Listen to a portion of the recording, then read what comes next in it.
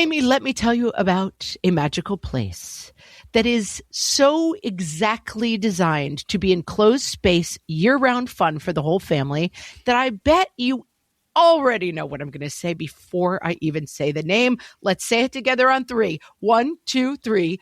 Great Wolf Lodge. You got it, Amy. My kids loved Great Wolf Lodge when we went. You probably already know that it has a huge indoor water park with a wave pool, lazy river, a bunch of massive water slides. But then your pack can hit the other attractions because wait, there's more. Great Wolf Lodge has adventure-packed attractions like Magi Quest, a live-action game kids can play throughout the lodge, plus the Northern Lights Arcade. Spent some quality time there, so your kid who loves the lazy river and your kid who loves fantasy games will both have a great time. Great Wolf Lodge also offers great dining options and complimentary daily events like nightly dance parties, all under one roof. Unpack the car once and you're settled in to have fun. And with 22 lodges across the country, you're always a short drive away from adventure.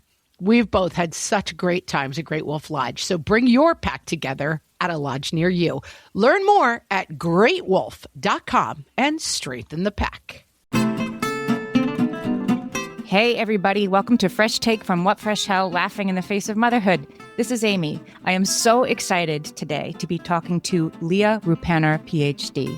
Leah is a professor of sociology at the University of Melbourne, one of the founding directors of the Future of Work Lab, and the host of, seriously, one of my very favorite podcasts, the Misperceived podcast. Leah has a PhD in sociology from UC Irvine and has spent the last decade researching gender, work, and family. Today, we're going to be talking about Leah's new book, Drained: Reduce Your Mental Load to Do Less and Be More. Welcome, Leah. Thank you so much for having me.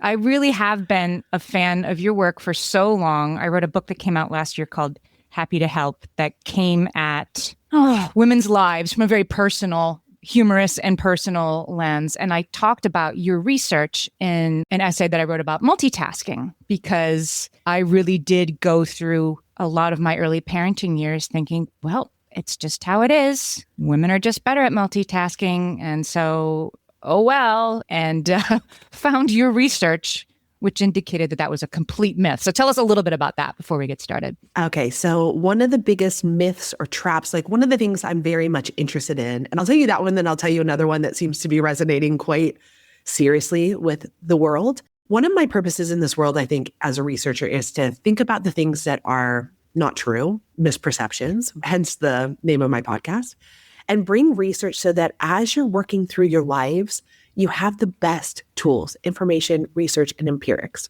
And then you can make good decisions, right? You may make the same decision, but at least you make informed decisions. And so one of the things that was so clearly holding many of us back, women, mothers specifically, was this idea that we can multitask. This idea that we are inherently better at doing multiple things at the same time, that our brains are just somehow wired to be simultaneously juggling swim lessons, your email inbox, what's for dinner, and fill in the blank, whether the dog is up to date on its flea medication.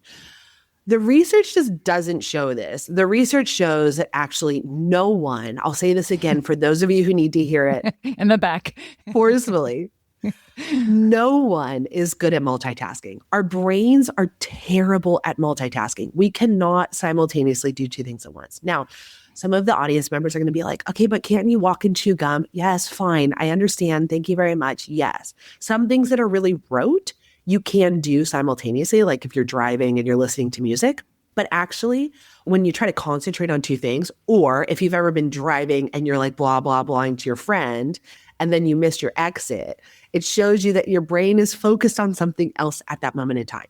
What we are good at, what we're very, very good at, is task switching. We're able to move between tasks really quickly, and that makes us feel like we're multitasking.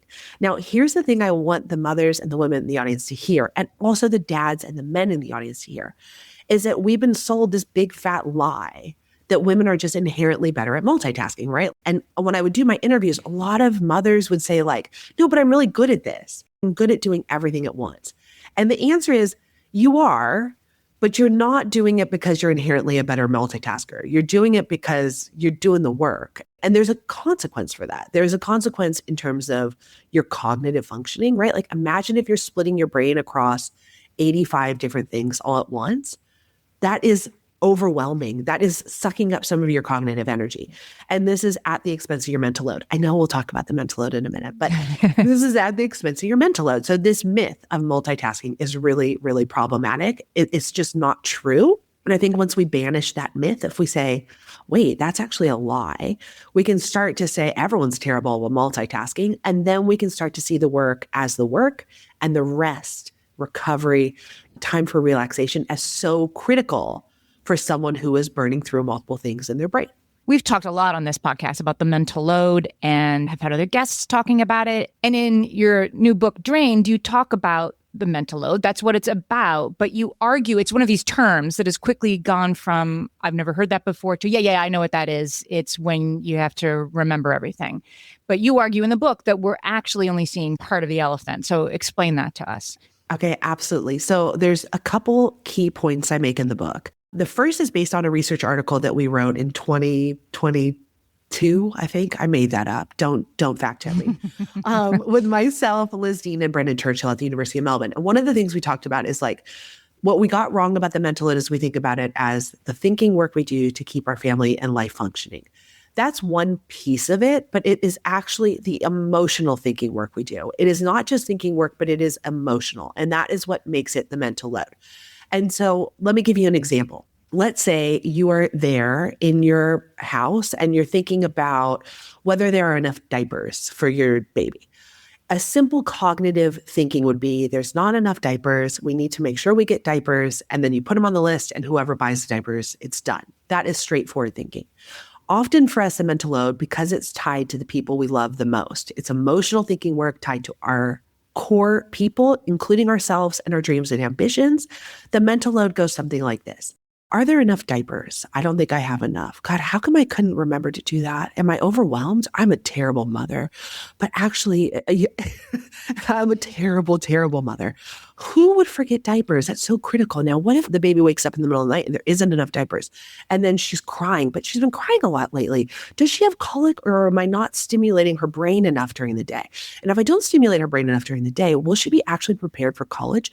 What if she goes to university and she can't get into Harvard? But if she can't get into Harvard, she won't make enough money. I will stop right now because I know you can understand exactly where my brain is going. Right. This is because it's emotional thinking work. It's tied to the biggest dreams, ambitions, goals of the people we love. So that's what I want people to think about. Yes, sometimes our mental load is thinking work that moves linearly, but often it is emotional thinking work that is tied to this bigger questions about who am I, what am I doing? To the same argument, there are 8 different types of mental load. Now, I know you're like, wait, what? Yes, there are 8. This came through the research. So one of the things we often think about is the mental load as being this list-making work. And that is part of it, but it's not the whole thing. So my book, Drained, identifies 8 different types that include things like life organization.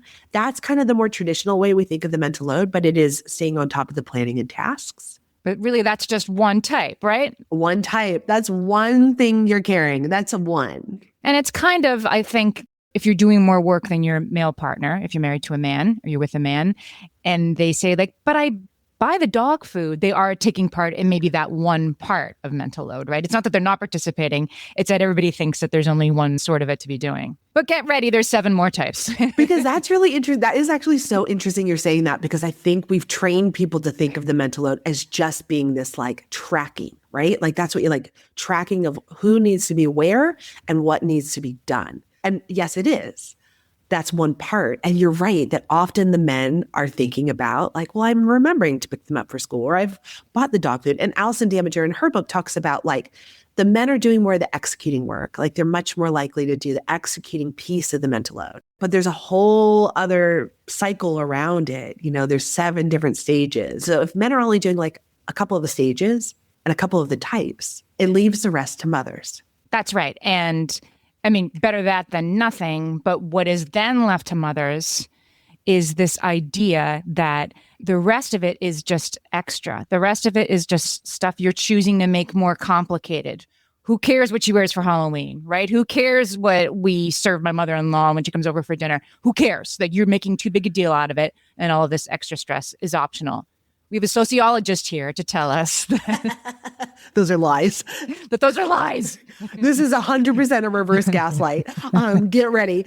There's two things that are happening. One is that, yes, your partner is probably telling you you're holding your standards too high. And the answer in my book will help you unpack it. Sometimes they're right. Sometimes you are. Sometimes you're doing things that don't matter. Sometimes store-bought cookies are good enough. Good is good enough. But often you are doing 8 different types across 7 different stages. And then, wait for it, because you live in a social world that tells you you are responsible for it. If things go wrong, it's your fault. And so this is the second study that people love that we've done. So we did another study where we looked at what would happen if someone dropped in on your house unexpectedly and it was a little bit messy. And so we manipulated the gender. So we had a room and we said it's either John's or Jennifer's. And we asked people, like, if Jennifer's boss dropped in unexpectedly, if John's boss dropped in, if their coworker, if their relative, how would they view that person based on the room? And the answer was, not only would they see the room as messy, but they would also see that person as less competent, capable, likable, agreeable, less human.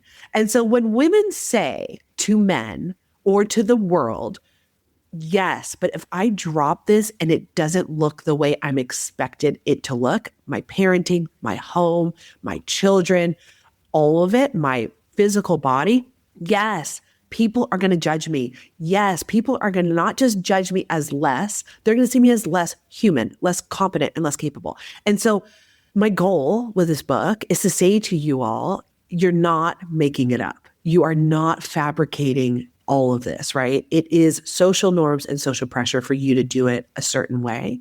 And yes, you are going to feel that. And that is going to drain your mental load in a different way. That's going to impact how you move through the world.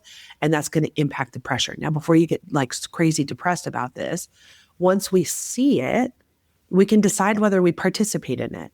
Once I say to you, men of the world, she's not lying to your husbands or your male partners, right? Like, she's not lying when she says that, like, if the kids show up in mismatched socks, there's going to be a judgment she'll get that you won't get.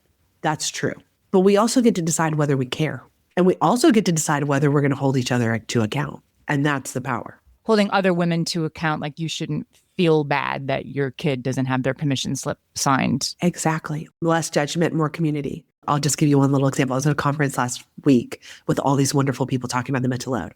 And one woman said, I have a messy house party. Do you love it? Like, tell me more. So a party where you invite people over into your house when it's messy. Great. Like a dinner party. How much of a gift would that be, right? If you didn't have to like make everything spotless. So can we have more messy house parties? More like messy kid parties? That's the sociologist lens, I think, because we all think, no, but everybody else's house would be neat if I just showed up. But being a sociologist allows you to see systems and also beliefs around those systems. Is that getting it right? Without it, and the research. So I'll say to you something is that, like, yes, we all think everyone's going to have cleaner houses, but actually the data shows that over time, we're spending less time cleaning our homes. So actually we are messier. But we all think we're not. Like, so we think we're not. We're all messier because we're all busier. We're spending more time in primary care of our children. We're spending more time in employment. Everyone's house is a mess, y'all. Just not when you're invited over. You heard it here first. I'm talking to Leah Ruppanner. Her new book is called Drained. When we come back, we'll talk about the other categories of mental load work. Hellions, it's time for some spring cleaning, and I don't just mean the coat closets. Doing your financial spring cleaning can actually be super easy when you let Monarch do your financial spring cleaning for you. One dashboard that gets your entire financial life organized. No more clutter, no more mess, no more logins scattered everywhere, just accounts, investments, property, and more, all in one place. Get your first year of Monarch for half off, just $50 with promo code FRESH. Monarch allows you to look not only at what you've already spent, but also to plan for the future. With Monarch, you can set savings goals, plan for big purchases, and notice spending trends before they become a problem. I can generate cash flow reports that show me what we spent this quarter, this month, what we're probably going to spend next month, and feel prepared, organized, and knowing how to plan for the future. No more surprises and a lot more clarity. Try Monarch. Use code FRESH at monarch.com to get your first year half off at just $50. That's 50% off your first year at monarch.com with code FRESH. Amy, when I'm having a good hair day, it usually makes my whole day better. And that's why on every day, I'm taking Nutrafol. Nutrafol is the #1 dermatologist-recommended hair growth supplement brand. And it's the #1 hair growth supplement brand personally used by dermatologists. Nutrafol's hair growth supplements are peer-reviewed, NSF certified for sport, and clinically tested. Nutrafol offers multiple formulas for men and women, tailored to different life stages and lifestyle factors, so you get support that's actually right for you. Adding Nutrafol to your daily routine is easy. Order online, no prescription needed, with automated deliveries and free shipping to keep you on track. Let your hair be one less thing to worry about. See visibly thicker, stronger, faster-growing hair in 3 to 6 months with Nutrafol. For a limited time, Nutrafol is offering our listeners $10 off your first month subscription and free shipping when you visit Nutrafol.com and enter promo code LAUGHING. That's Nutrafol.com, spelled Nutrafol.com, promo code LAUGHING. My favorite skincare products actually feel more like self-care, like they're so nice to put on and they smell so good that I'm actually happy when I get to that part of my day. And I swear that is how I feel about Osea's anti-aging body balm. Amy, you are usually the lotions and potions queen on this podcast, but I have to say, hard agree. Osea's anti-aging body balm is a liquid silk body balm that combines the lasting hydration of a lotion with the firming power of a serum, leaving skin smoother and firmer. This body balm is clinically tested and designed to deliver visible results you can see and feel. So we've gotten to use this product for a couple of months now, and I swear I have really noticed firmer and smoother skin, like on the back of my hands. It's like getting a mini spa treatment from head to toe. Get a spring-worthy glow with clean, clinically tested skincare from Osea. And right now, we have a special discount just for our listeners. Get 10% off your first order site-wide with code FRESH at OseaMalibu.com. That's 10% off your first order with code FRESH at OSEAMalibu.com.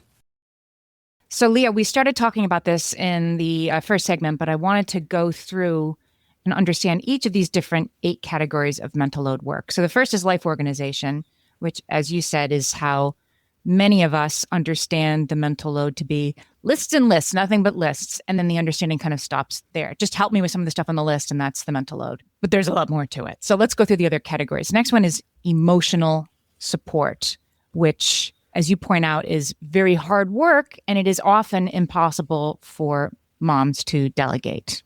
Tell us about that. So emotional support is that kind of emotional thinking work where you're checking in on your friends, your family, your coworkers. This was one of the categories that really actually women held a larger percentage of, that men often would say, oh, she's just inherently better at emotional support, right?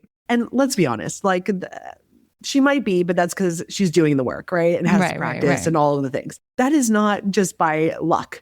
That is by hard work. And so this is kind of that work when you're thinking about, is my friend okay? I saw her the other day and she didn't look happy. Or you might do it even at work, right? Where you're looking at a Zoom screen or you're with colleagues and you're trying to figure out, is that person mad at me or is that person doing okay? And this was work that mothers held the bulk of. Some of them would describe it as a spidey sense, like I'm kind of looking for subtle shifts in my kids' faces. And for those of us with teenagers, because I know you have 2 teenagers, yeah.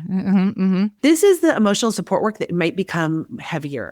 Or let me rephrase that. Emotional support work is always heavy, but parents with teenagers would talk about the stakes are higher.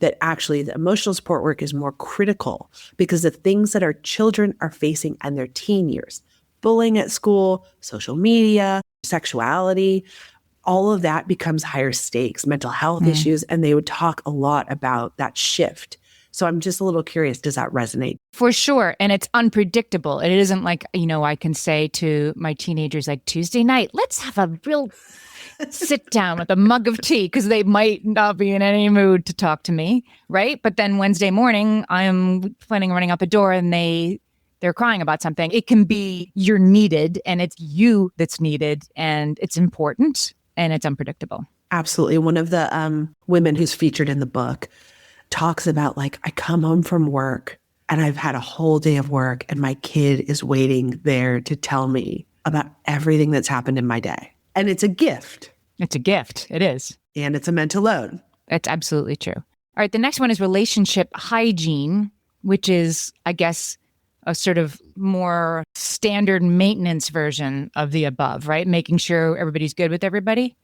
Yeah. So can be work. And at work, we would call this networking, right? Like we say, have you networked in order to make sure everything's going well? But in our home lives, it can be things like, did you remember to reach out to a mother of a school friend, right? Your child is trying to make friends with someone and you reach out. We wrote a little op-ed article about, like, what happens when you don't like that parent? Like, what happens when you're doing all of this work and you're stuck with these people?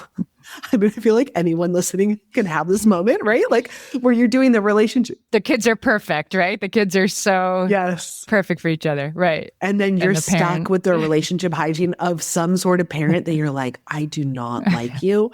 And so this is work that mothers also carry, and often can be emotional work. So these things can cross over. So this is the relationship hygiene work. It could also be that kind of work of, like, making sure, if an aunt is included, or, checking it, reminding a partner to email, contact their mother or father based on birthdays. But this is the work to make sure we have strong social bonds.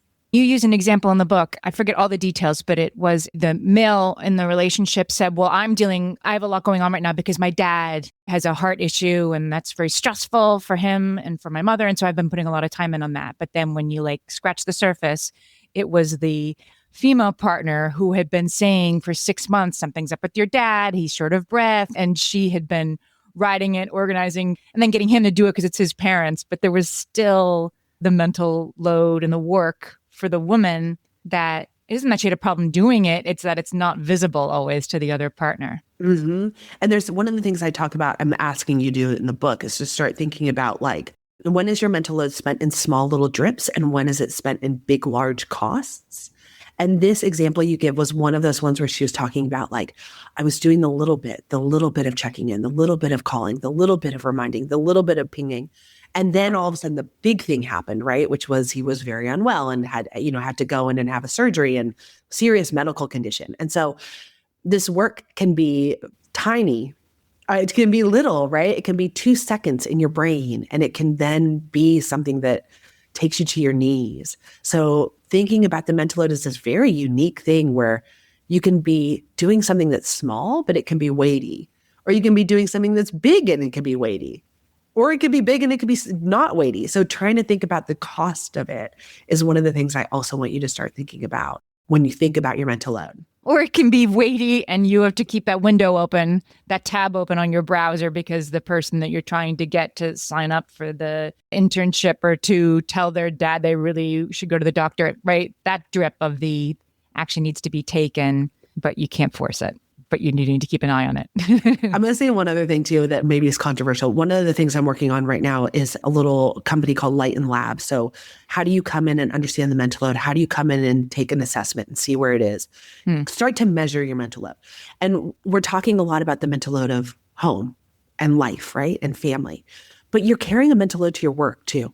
You're not just carrying the mental, right? And so when you said, how many tabs do I have open in my browser, right? It's like you are doing life organization work at work, making sure everything happens, everyone is where they are. You're doing relationship hygiene, like making sure your team, is your boss happy? Are you making networks and emotional support? So you're doing all that, and then you're coming home and doing all that again. So I want you to start thinking like, I have a mental load capacity. I only have a limited amount, and it's going to all of these different things in my life, in my home, and in my work. And once we start to see the full picture, my goal, my dream, my hope, my ambition for you all is like, this thing is invisible and you're carrying it all around. So let's start to give it some visibility, some language, some understanding, and some tools. And then let's see where the conversation could go, right? Because this is why you're so burnt out. Like, man. This is why. Yeah. The next type of mental load work, we've definitely talked about this on the podcast, magic making, that Christmas is perfect, that the creamed white onions that nobody actually wants are on the table because they have to be on the table. You use that example in the book, and Margaret has also totally had that example in her life. Nobody likes creamed white onions, but there have to be creamed white onions. Because grandma once made them, right? We have to have grandma's, and grandma's not even there. Yeah. And this is a particular one where you suggest maybe they don't need to be creamed white onions anymore. We can query who this is important to really and what would change if they went away. But who knows? The kids could be like, where are the cream white onions? The one I find when I try to cut corners, that's the one that someone would be like, where's this? Where's the cinnamon rolls? And like, oh, I thought nobody wanted those. No, they're the best part. So it's hard to know. May I just say that when that moment happens, right? Like, because I have a feeling that what you've just described, many a mother has experienced, right? You cut some corner because you think no one cares, and then everyone seems to care about the thing you cut. When that moment happens, may I suggest that the answer is, oh, I didn't know you loved that. You are now in charge of that for next year. Make sure you are now responsible for that. Hand that gift to the child, to the partner, to the whomever, to then bring. And I say that a little bit tongue in cheek, but also honestly, right? Because if that is the thing they love, bring them in on the tradition and let them do the work of that, because then they can carry that little piece that they love forward. And it is gratifying. I mean, you talk about, helping our kids achieve their dreams, and we're going to talk about dream building in a minute, but that work it isn't like everything we do is annoying and we hate it. There's just a lot of it. And so, right, the person who makes the cinnamon rolls for Christmas morning, if it is important to them, they will get joy out of making Christmas rolls that everybody can enjoy. It's not all drudgery and unhappiness. So another reason to share it and not do it all yourself. Exactly. And give them the opportunity to shine in front of the family, right? And to be celebrated because they get to bring it. Magic making, I'll tell you, was the most controversial category. So it was one that dads didn't really do. Like, I came back through and after the interviews, and I'd say, like, I had focus groups, and I brought the people we interviewed back in, and I'd say, like, okay, here's the 8 that we found, right? This. And then I would say, okay, tell me, what kind of magic making do you do? And the dads would say, oh, I do that. And okay, and I share it 50%. One dad said this, I share it 50%. And then I said, okay, give me concrete examples of like what you do.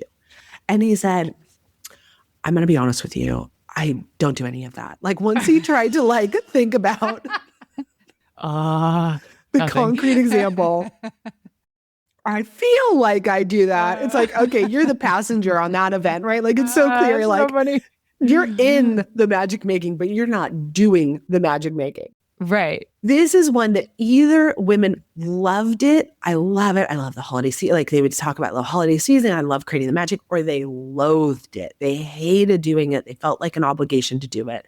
And fathers didn't necessarily see it as valuable work. They often saw a lot of what was being done as kind of like, why are we doing this? It's superfluous. Optional stress. Exactly. And one of my dreams, I'm going to put it out to your audience. One of my dreams is that we could better connect up the women, men who love this kind of work, and I could come buy it from you. We could create a marketplace, because I hate it. And one of the things I talk about in the book is like, one of my proudest moments was I got to be taken a photo of me sitting by the pool next to Santa on Christmas Day and saying, like, I don't do magic making. I just eat lasagna in the pool. There's like literally a quote, like, Professor Ruppanner, I don't do magic making. I just eat lasagna in the pool. Like, that person who pulled out my quote must have been laughing so hard, right? That they could put this big giant bump out. But I like to feel the feelings of the specialness, but I don't like to do it. And so how do we connect up the women who, I mean, you have women friends, I do, or men friends who like are incredible at this work, make cakes that are like, should be in a museum. I want to buy those. I don't want to have to make those. Right. But I think one of the things is we feel a lot of shame and a lot of guilt if we are not perfect, if we are not doing more, if we're not giving the gold standard experience to our children. And we don't want to tell people we can't do that. So I want to break that down too. It occurs to me there's 8 kinds of mental load work, right? And we think that it has to be a perfect circle, that we have to be giving 100% and make perfect cakes and always be available. And it is spiky, and it should be spiky and uneven, and lean into it.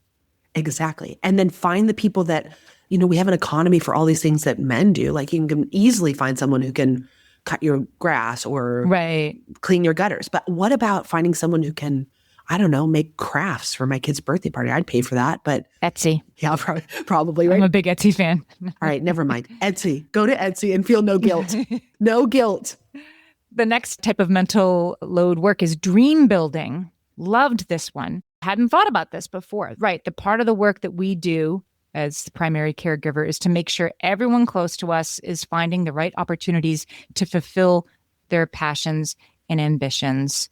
That might include making sure your spouse has time to get to the gym or golf or whatever. Those are things that are important to him. Getting your son to soccer, getting your daughter to comic book class, but helping everybody with their dreams. And then maybe the dreams that we have ourselves get put last behind some other people. Bottom of the list. That tracks. Absolutely. Dream building for men was often seen as something they did for the family. If I invest in myself, if I achieve my dreams, if I can do better at work, we can have more. And so my dreams are important, and therefore my dreams deserve money, resources, time, relaxation. And for women, they would talk about, like, I used to dream. There was kind of this like, how did that disappear? And I didn't even realize it disappeared. And one of my goals in this book, through the mental load audit, is to help you start to reignite that dreaming, to start thinking about your dreams as valuable, to start thinking about what kind of world do you want to leave? What kind of legacy do you want? And I don't mean like you got to go run for president, although maybe we do need more women running for president. Mm-hmm. Like, I'm not saying like, oh, yeah, you have to, but like even little things, like women would talk about, mothers would talk about like, I always wanted to play the guitar. It's like, okay, how do we get you to do that? Right. That's within reach, but where am I going to find the time? This really stopped me reading the book. Like, wow, this is really true. The idea that, again, these are societal. This isn't, nobody's a bad person in this equation, but that the average man sees his dreams as additive to the life of the family, and the average woman sees her dreams as what wouldn't be fair to the kids if I went to guitar lessons once a week and everybody had to make their own dinner. You just put it to the side without even thinking about it. It isn't like, I wish I could go, but I won't go to the ball. It's just, who has time for that stuff? Exactly. It's not important. Or the other stuff is more important. Right. One of the things I did, one of my favorite chapters, there's two favorite chapters in the book, but I gave women money. I gave them $100 a week for 4 weeks to just try to lighten their mental load. And they could spend it any way they wanted. And the first part that was hard for all of them was to not take that money and push it in for the family. And this is kind of tied to that dream building thing, right? Like of, wow, okay, we could do this, but it'd be, my kid needs this, or what if I got a meal delivery service? Cause then everyone wouldn't have to cook, or what if I bought the Christmas presents first? Cause, early, and then I wouldn't have to think about it. And those are all fine solutions, right? If the answer is that's the most useful use of your money and resources, that's fine. But I had to actually say to many of them, like, you can do that, of course, but I'm asking about your mental load, yours. And so what would you do if you're just thinking about lightening your mental load? And very few of them then answered with that answer of going into the family. One mother talked about, like, she went to a bakery and she bought a delicious sandwich, and then she bought a whole loaf of bread, and she ate both before she got home because she did not... She knew the minute she stepped into that house that her teenage daughters would eat we eat it all. And so I guess what I'm trying to say is I see these as interlocked, right? Like, how do we start thinking about everyone doesn't have to come first, and it doesn't always have to be them now, but I want you to start integrating back in a little bit of like, I want to do, or I am interested in, and baby steps. I'm not baby. It's like a muscle, right? Let's start training back up that muscle of dreaming and investing in your dreams, time, energy, and resources, because you deserve it. I'm talking to Leah Ruppanner. Her new book is called Drained, Reduce Your Mental Load to Do Less and Be More. When we come back, we're going to talk about the mental load audit. At DSW, we ask the important questions, like, what shoes are you going to wear? Whether you're prepping for wedding season, festival season, or just planning the ultimate vacay, the right shoes can make or break an RSVP. So own the moment. You've got big plans, and we've got just the shoes, at the perfect price, of course. Get ready to get ready with Designer Shoe Warehouse. Head to your DSW store or DSW.com today and let us surprise you. This episode is brought to you by Indeed. Stop waiting around for the perfect candidate. Instead, use Indeed sponsored jobs to find the right people with the right skills fast. It's a simple way to make sure your listing is the first candidates see. According to Indeed data, sponsored jobs have 4 times more applicants than non-sponsored jobs. So go build your dream team today with Indeed. Get a $75 sponsored job credit at Indeed.com/podcast. Terms and conditions apply.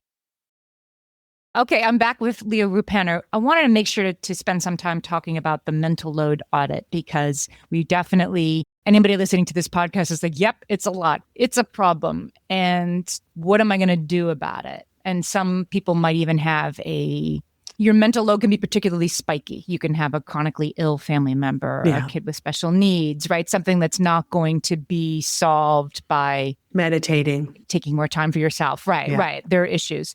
But the mental load audit, which you present in the book, is where you start. So talk us through the steps of this audit in general and what they offer somebody who knows she needs to make some changes. Okay, so the first thing I ask you to do is to get a measure of whether you're in mental load burnout. Are you actually moving through the world with not enough mental load energy to respond to opportunities? So I start off with a little bit of a mental load burnout measure. I want you to start thinking about your mental load as having a finite amount of capacity. I want you to think about it like a bank account. I want you to think about you have a limited amount of spending and it's going in different directions. And so what I could hear through the interviews was like, yeah, I wake up in the morning exhausted, or I hold just enough energy in the tank to respond to an emergency, but I can't respond to an opportunity. And so this is first the kind of questions. Are you tired? Are you overspending? Are you in a credit card frenzy where you wake up with in the red? And then I ask you to start really thinking about where it's going. You can do this like pen and paper, but even just raising some awareness about where is your mental load energy? If there's a certain amount, if you have 100, where is it going? Is it going to life organization? Is it going to dream building? Is it going to individual upkeep? Are you thinking about safety of your family all the time? Are you thinking about Medicare, whether the world is moving in the way you want it? And so I want you to start thinking about that energy and thinking about whether you're actually drawing it down into deficit. I want you to start thinking about whether you're duplicating it. Are you holding something that your partner's holding or someone else in your life is holding? And I want you to start thinking about whether you can delegate it out. So first is getting an idea, almost like when you're starting a new budget, of where are we currently spending. You don't have to do this with your partner. You can do this on your own, because sometimes it's very difficult to get other people on board. But you can start to think, where am I going and what am I doing in terms of spending? The next thing I ask you to do is start to think about who it's going to. When I did this with one of the interviewees, Julie, she had 16 people. She had a little bit going to the PTA, a little bit going to her church group, a little bit going to her coworkers, a little bit going to her kids. And the answer was her 100% was spread thin. I want you to start seeing this so you can see how many people you are taking into consideration, because it might not be sustainable, right? It might not actually be sustainable. Then I ask you, after we get an idea of where it's going and how it's being spent, I ask you to start thinking about your dreams. I ask you to start coming in from the dream perspective. Forget you have any responsibilities. I know you're like, come on, but just try. You owe nothing to anyone else. If that is true, what would you want to be doing in 1 year, in 3 years, and in 5 years? You don't have to do anything yet. Don't panic, but I want you to start getting an idea. Then I ask you to start thinking about who are your core people. You might have 13 people that are currently getting your mental load, but I want you to start thinking about your top 5. You could put some others, they can substitute people in, right? You don't have to get rid of the other ones, but they can't all be on your mind at the same time. I then ask you to start thinking about social norms that kind of make these heavier, this idea that you can multitask, this idea that you are actually the momager, you're actually better at doing the managing work at home than anyone else. And then I start asking you to think about what you want to give your energy to. What do you not want to drop? What do you want to drop? And what do you need to give more to? Start thinking about delegating and how can we align? I will say, because you brought up this example of what if you're in this circumstance where you have a child with special needs, or you have someone with a severe disability, living with severe disability, or you have an aging parent, and right now your mental load is high. And we heard this across the interviews, I can't drop this because their safety or their life is on the line. And so it feels very difficult to reduce. If that is you right now, and this auditing piece of, thinking about where you can drop and where you can get capacity is not possible, what I want to say to you is you then need the recovery time. You then need to figure out what is your relaxation, what is your restoration, what will help bring more in to your mental load account, bringing more balance. Because what I also heard was, I can't rest because I'm thinking about a million things I have to do. And I can't sit down and watch a show because I have 8 million obligations. No, you deserve that time uninterrupted, and you should not feel guilty about that, because you are actually holding all these things together that are high stakes, high risk, tied to the safety and love of people you love the most.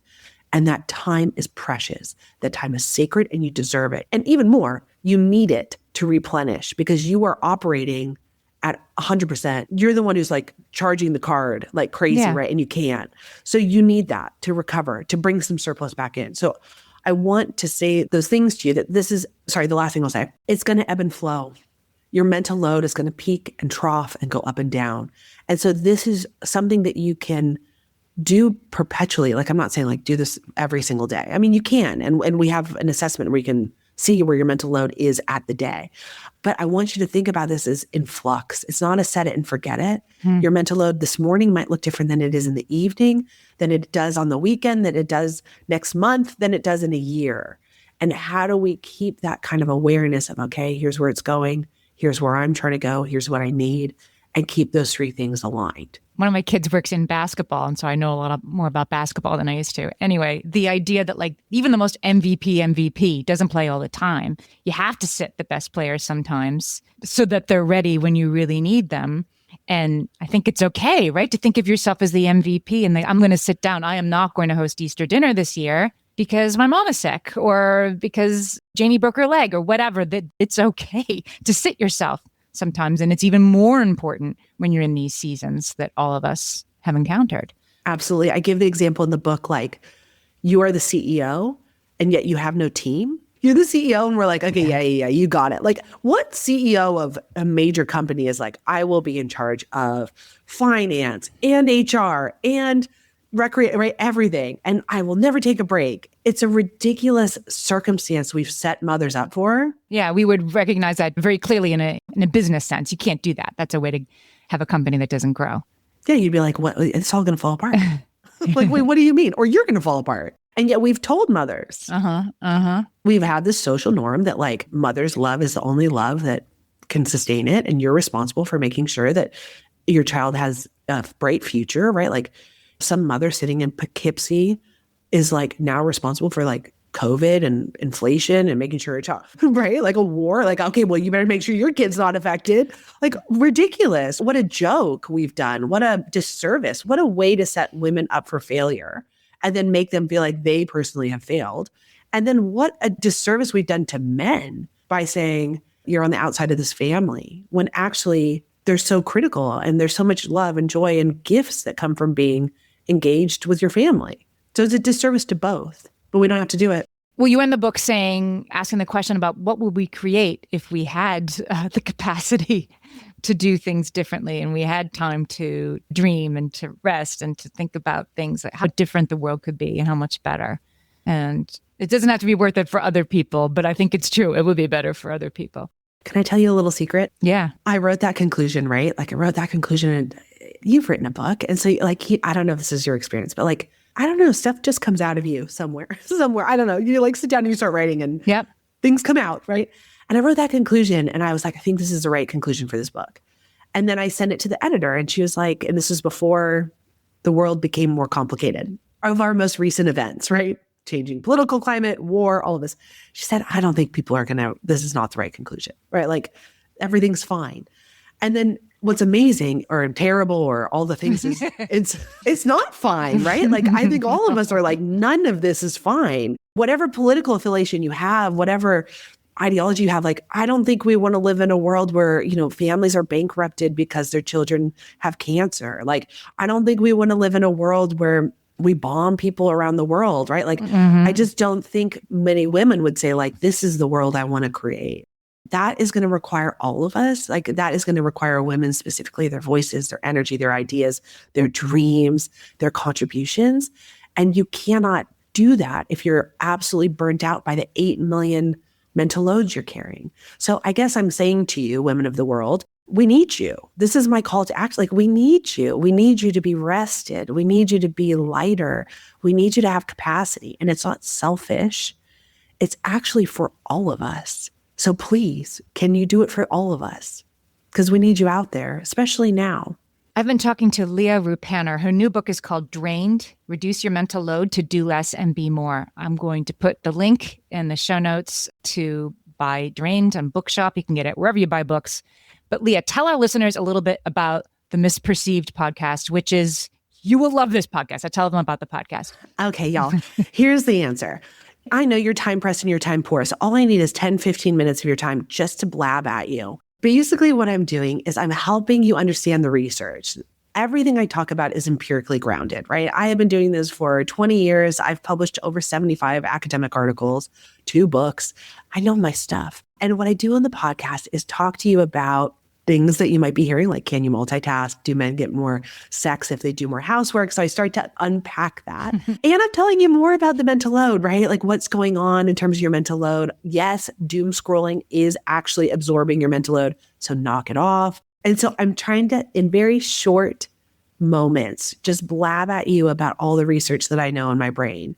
So you can move through the world. You don't have to do any of that work. I said, you don't need a PhD. You just get to come hang out with me. Like, don't read the work. I got it. I got you. And so this is what Misperceived does. You can find it everywhere. You'll fall in love with it. Thank you very much for letting me tell everyone about that. I appreciate that. I love the podcast. We'll put the link to that as well. And Leah, tell our listeners if there's other places on the internet they can find you and your work. Okay. I will tell you how great I am pretty much everywhere. And I really do want to contact you. Like, I want to hear from you. Tell me.